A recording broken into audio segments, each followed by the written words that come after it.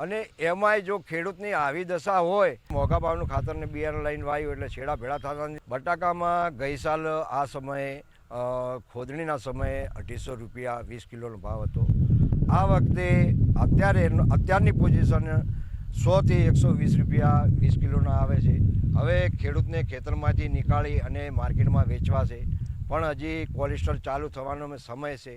હવે ખેડૂતને ખોદીને માર્કેટમાં વેચવા જાય તો એને પૈસા પૂરતા મળતા નથી, કેમ કે મોંઘા ભાવનું ખાતરને બિયારણ લઈને વાવ્યું એટલે છેડા ભેળા થતા નથી. એ નુકસાન જાય છે અને દિવસે ને દિવસે ખેડૂત તો પીસાઈ રહ્યો છે, કેમ કે ખેતી પ્રધાન દેશ ભારત અને 70% ખેતી પ્રધાન દેશ, અને એમાંય જો ખેડૂતની આવી દશા હોય, જો ખેડૂત સદ્ધર હશે તો દેશ પણ સદ્ધર થશે. એટલે હું સરકારને કહેવા માગું કે આના ઉપર કોઈક ઠોસ નીતિ અપનાવો અને બનાવો તો ખેડૂત સદ્ધર થાય, કેમ કે અત્યારે યંગ જનરેશન તો ખેતી કરવા માગતો જ નથી.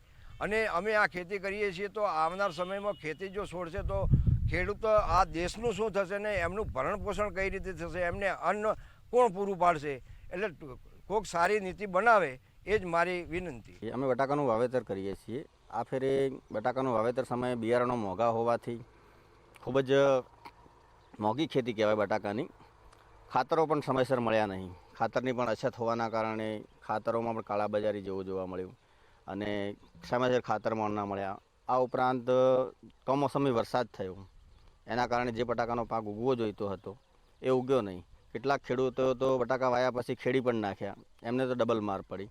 જેને ઉગ્યા છે હાલ ઉગીને એ પાક તૈયાર થયો છે, હાલ હજી સુધી કોલ્ડ સ્ટોરેજો ખોલ્યા નથી.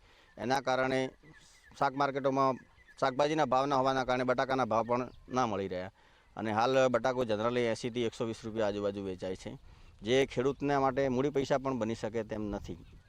હવે જો એમ જોવા જોઈએ તો ખેડૂતને 170-80 રૂપિયામાં માંડ મૂડી થતી હોય છે, ત્યારે 100 રૂપિયા આજુબાજુ જનરલી આવતા હોય છે, તો આ 80 રૂપિયા જેટલું ખેડૂતને નુકસાન ભોગવવું પડે છે. બટાકાનું ખેતી તો આપણે દર સાલ કરીએ છીએ, પણ આ સાલ ખૂબ ભારે નુકસાન છે. પોરા સાલ 220-30 ભાવ હતા, ઊન ખાલી 90-110.